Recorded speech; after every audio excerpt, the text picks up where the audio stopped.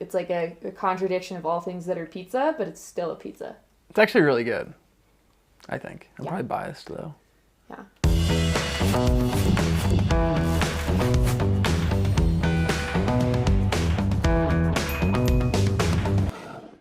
Hello! My name's Rachel Pohl. Actually, my name is Rachel Post. This is my husband, Charles Post. I'm a professional artist. I'm her husband. I'm a filmmaker, an ecologist. He's a professional nerd. We're gonna make some gluten-free, dairy-free, nightshade-free pizza. It's possible. Dairy-free except for goat cheese, because everyone knows that that doesn't count. And then it's also nightshade-free. So if you don't know what nightshades are, it's potatoes, tomatoes, peppers. And we usually split the pizza in half. And she has one side that's more for her diet, and then mine's a little bit more low-key.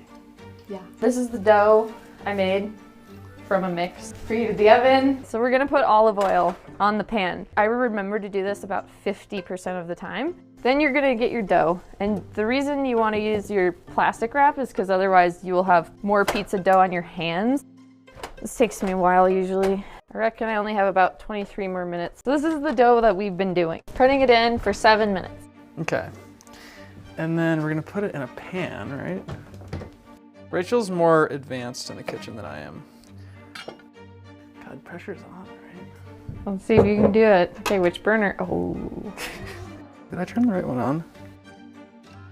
Now we're gonna do the Rachel half and the Charles half. I think it's fine. Do you want to smell it?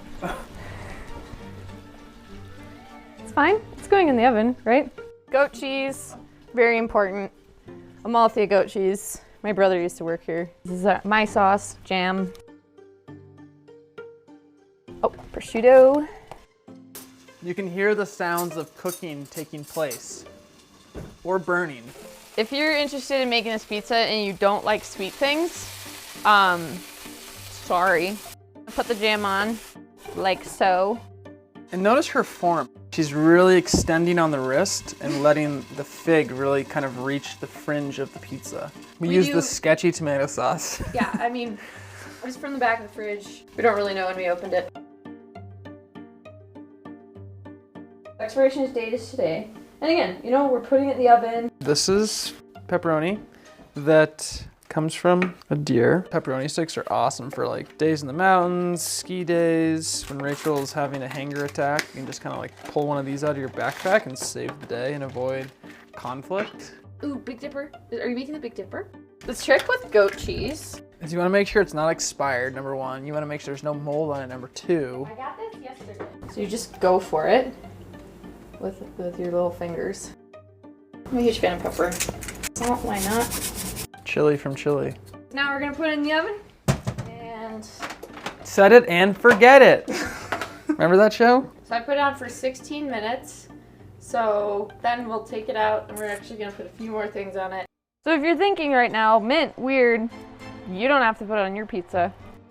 We grate the cheese. Again, this is Pecorino Romano or Pecorino Romano. We put this in for like just a minute. Moments. Is that cheese? So if you put that cheese in the whole time, it basically turns to like rubber. Really? This is where it can all crash and burn in a moment. So we actually originally got this to patch holes in our wall, but we actually found that it works really well for getting our pizza off.